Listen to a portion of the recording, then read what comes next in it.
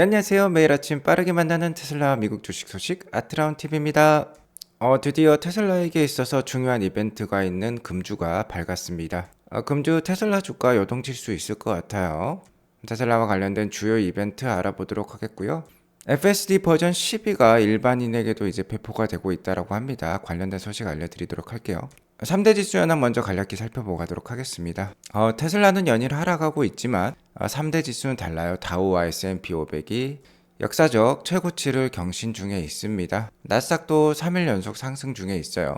자, 이렇기 때문에 어느 정도 지수 추종 ETF, 즉 나스닥으로 치면 QQQ와 같은 ETF를 좀 섞어서 투자할 필요가 있다라고 말씀을 드리고 있는 것이죠. 오늘은 10년물 국채금리가 좀 소폭 빠지면서 주가 상승을 떠받치고 있다라고 볼 수 있겠습니다. 이번 주에는 미국의 4분기 국내 총생산 GDP라고 볼 수 있죠. 3개월을 거쳐서 속보치, 잠정치, 확정치로 발표가 되는데 속보치가 발표될 예정에 있고요. 12월 개인 소비 지출 가격 지수, 즉 PC 물가 지수가 나올 예정인데 역시나 이 PC 물가 지수가 이번 주는 중요하다고 볼 수 있겠습니다. 현재 근원 PC 지수가 중요하다고 볼 수 있겠는데 근원 PC 지수가 좀 상반된 모습이 나올 것으로 예상이 되고 있어요.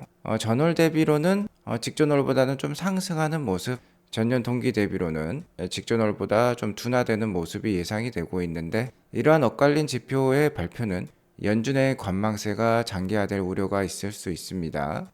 즉 연준이 언제쯤 금리 인하를 할지 그 타이밍을 가늠을 하고 있을 텐데요. 자, 확실히 낮게 나오면은 그 타이밍이 빨라질 수 있겠지만 이렇게 엇갈린 정보가 나온다라고 하면은 좀 더 지켜볼 모양새가 연출될 수 있을 가능성이 높다라는 거죠. 뭐 연준이 금리 인하를 서두르지 않는다라는 점은 그만큼 미국 경제가 강하다라는 반증이기도 하지만 최근 S&P 500이나 다우지수가 신고가를 경신한 이후에는 빠른 금리 인하를 기대하는 시장 참가자들의 전반적인 생각을 반영해온 점이 있기 때문에 금리 인하 시점이 좀 더 연기가 된다라고 하면 주가 상승에는 부담이 될 수도 있겠습니다. 어쨌든 1월 31일 FOMC에 이때 연준 파월 의장이 어느 정도 힌트를 줄 것이고요. 이 연준 파월 의장의 발언에 따라서 시장이 더 상승할지 더 하락할지 어느 정도 방향성이 정해질 수 있을 것 같습니다.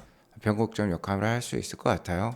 오늘은 시장이 전반적으로 상승을 했지만 나스닥 빅테크 대형주들도요. 애플을 제외하고는 그렇게 큰 상승을 보여주진 못했습니다. 테슬라도 1.6% 하락을 했는데 나스닥 일봉 차트를 보면 최근 3일간 장대 양봉을 뽑아 주었기 때문에 오늘은 나스닥이 크게 치고 오르지는 못하고 어느 정도 고점에서 차익 매물이 나온 것 같아요. 그러면서 음봉이 나왔지만 오늘도 어쨌든 0.3% 상승한 나스닥입니다.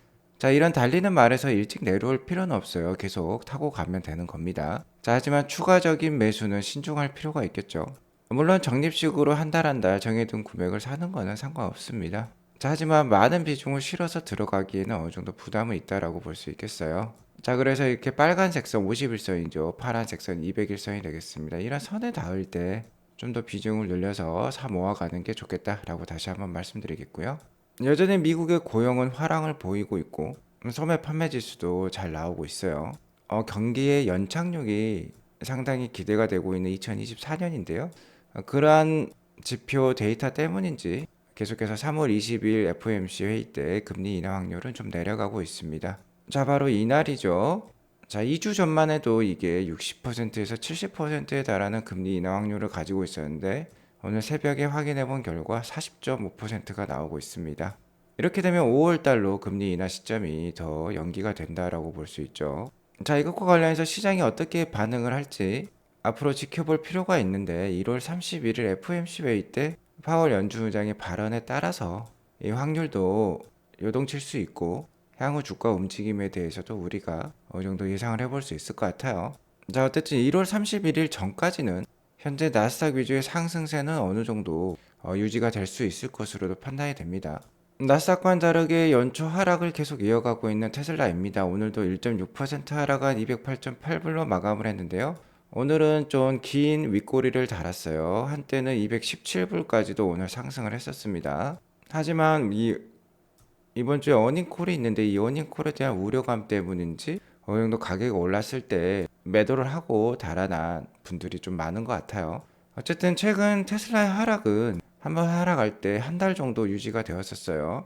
한 달 정도 하락하면 반등을 보여주었으니까 아무래도 어닝콜이 끝나고 1월 말 정도가 끝나게 되면, 그러니까 한 2월 달 초부터는 어느 정도 기술적인 반등세도 기대해 볼 수 있을 것 같습니다. 자, 그리고 오늘의 주가 하락에는 테슬라의 대표적인 불세력 기관이라고 할 수 있는 모건 스탠리, 아담 조나스로 유명하죠. 모건 스탠리에서 테슬라 투자 의견을 일부 하향을 했기 때문이에요. 자, 투자 의견은 역시나 계속해서 매수이긴 합니다. 하지만 목표 주가를 하향을 했어요. 380달러에서 345달러로 하향 조정을 했습니다. 최근 전기차 시장과 관련된 많은 잡음들이 있는데 이런 것을 반영한 것으로 판단이 됩니다. 이런 목표 주가 하향에 가장 큰 영향을 미친 건 최근 중국과 유럽에서의 테슬라 차량 가격 인하라고 볼 수 있겠어요. 차량 가격 인하는 EV 경쟁이 심화되고 있다는 뜻일 수도 있고요. EV 수요가 둔화가 되고 있다는 뜻일 수도 있겠죠. 물론 테슬라의 입장에서는 원가가 많이 내려갔고 생산 효율성도 달성을 했고 테슬라 차량을 더 많이 보급하기 위해서는 가격을 계속해서 낮출 필요가 있다라고도 얘기를 할 수 있지만 기관들의 생각은 다를 수 있는 겁니다. 아무튼 가격 인하에 따라서 테슬라의 마진이 하락할 수 있고요. 기존에 이미 보급된 테슬라 차량들, 특히 허르츠와 같은 렌터카 업체에는 좀 치명적일 수 있어요. 자신들이 보유하고 있는 EV의 잔존 가치가 하락을 하기 때문에 자산이 하락하는 의미라고 볼 수 있습니다. 자, 그리고 독일에서는 12월 달에 EV 인센티브를 만료를 했고, 미국에서도 모델 3 하이랜드, 롱레인지와 스탠다드 레인지 같은 경우는 지금 인센티브를 못 받고 있는 상황이죠. 이런 것들을 종합 고려했을 때 목표 주가를 낮추었다라고 합니다. 이 보고서가 나오면서 오늘 좀 주가 하락이 좀 컸던 것 같아요. 자, 하지만 아직 중요한 이벤트는 시작을 하지 않았습니다. 금주 아주 테슬라 주가에 있어서 중요한 이벤트 뭐 두 가지 정도로 꼽을 수 있겠는데 캐리 블랙이 잘 이렇게 정리를 해주고 있어요.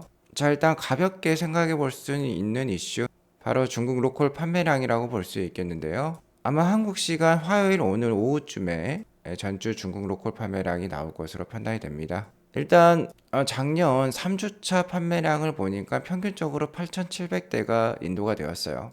자, 그런데 1월 12일 날 중국 내 차량 가격 인하가 있었습니다. 뭐 2%에서 5%대 인하가 있었죠. 그렇기 때문에 저번 주 판매량 잘 나올 수 있을 것 같아요. 평균인 8,700대보다 좀 많이 나올 수 있겠다라고 말씀드릴 수 있겠고, 이 정확한 수치가 나와서 많은 숫자가 나오면 내일 주가는 어느 정도 또 반등을 할 수도 있겠죠. 자, 그리고 역시나 이번 주 가장 중요한 이벤트는 한국 시간 1월 25일 목요일 새벽에 있을 테슬라 4분기 어닝콜이라고 볼 수 있겠습니다. 일단 4분기에 생산량을 보면 49만 1000대이고요. 직전 분기 3분기에 43만 대를 생산을 했어요. 생산량이 3분기보다 6만 1000대나 많았다라는 겁니다. 자, 이렇게 생산량이 많아지면 규모의 경제를 통해서 오토그로스 마진율이 올라갈 수 있어요. 3분기에 오토그로스 마진율이 16.3%였는데 월가 예상이 16.7%입니다. 4분기는 작년 한 해 동안 가장 많은 판매량이 기록된 분기였어요. 그러니까 자, 매출액은 그렇게 중요한 가치가 아닐 수도 있습니다. 역시나 중요한 건 이 EPS와 마진율이 되겠는데 0.73불을 초과할지 16.7%의 오토그로스 마진율을 초과할지 이 부분이 일단은 통계적으로 수치적으로는 중요한 이슈가 될 수 있을 것 같아요. 그러니까 실적 발표일 때 일단 레포트부터 나오기 때문에 레포트상에 이게 표현이 되어 있죠. 그러면 이 수치를 비트했느냐 못했느냐에 따라서 주가가 일단 한 차례 요동을 칠 겁니다. 하지만 중요한 거는 레포트가 나온 다음에 1시간 뒤에 이제 일론 머스크의 어닝콜이 있을 건데요. 올해 가이던스에 대해서 얘기를 해줄 거예요. 역시나 가이던스가 가장 중요하겠다.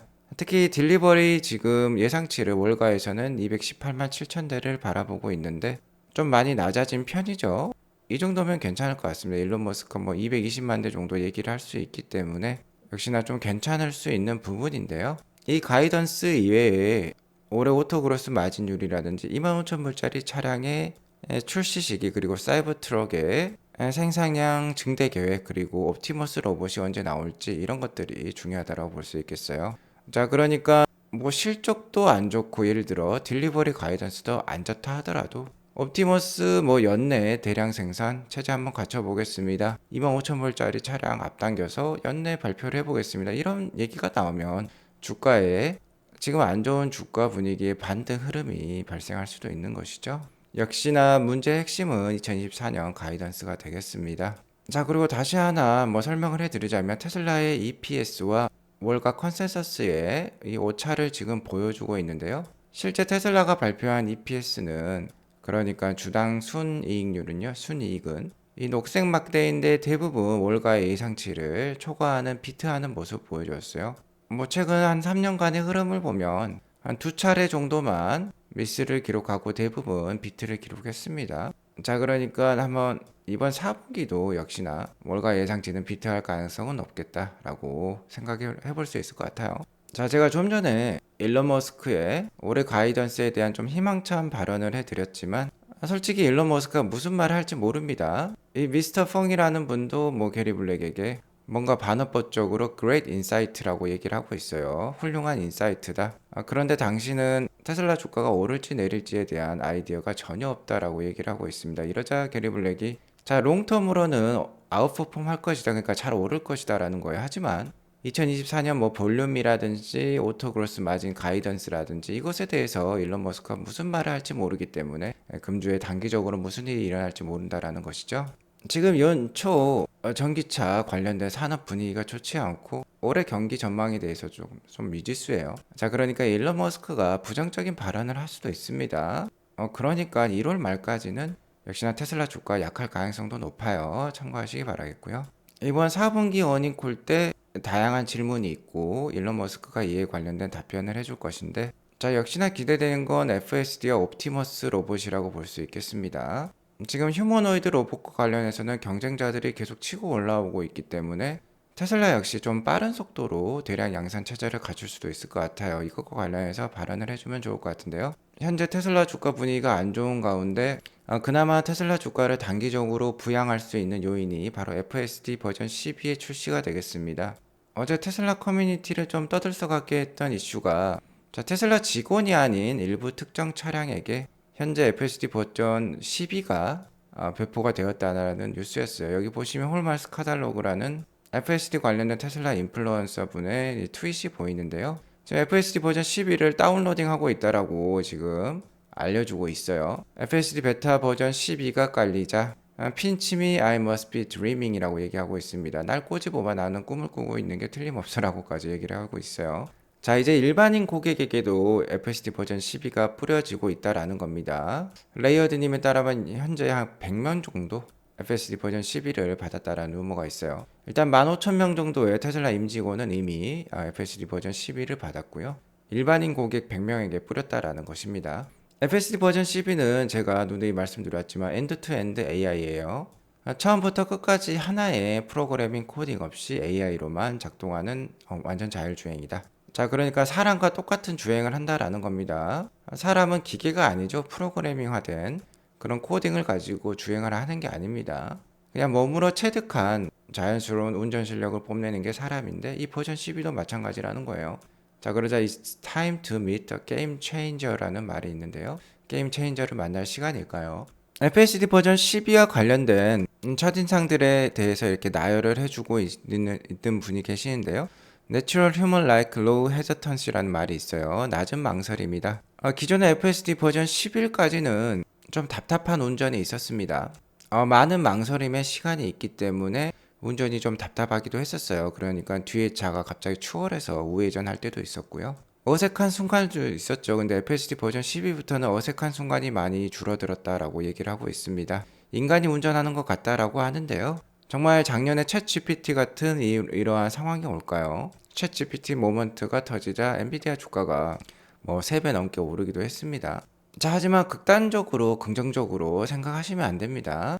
자, 아직까지는 안전 및 규정 문제가 있어요. 챗GPT 같은 경우는 소프트웨어이고 우리에게 정보를 알려주는 그런 툴이라고 보시면 됩니다. 그런데 FSD는 실제 리얼월드 AI로서 안전과 직결된 문제라고 볼 수 있으니까 테슬라 보험 같은 게 확실히 뭐 보장을 해주겠다라는 말이 있기 전까지는 그렇게 보급이 많이 안 될 수도 있어요. 그리고 국가에서 규정을 어느 정도 풀어줘야 될 문제도 있겠죠. 실적이 반영되기 전까지는 시간이 필요합니다. 엔비디아처럼 바로 반영이 되는 건 아니에요. 자, 하지만 이렇게 잘 발전하고 있는 모습, 파괴적 혁신 기술이 잘 발전을 하게 되면 정말 챗GPT 모먼트가 향후 뭐 1년에서 2년 내에 올 수도 있겠죠.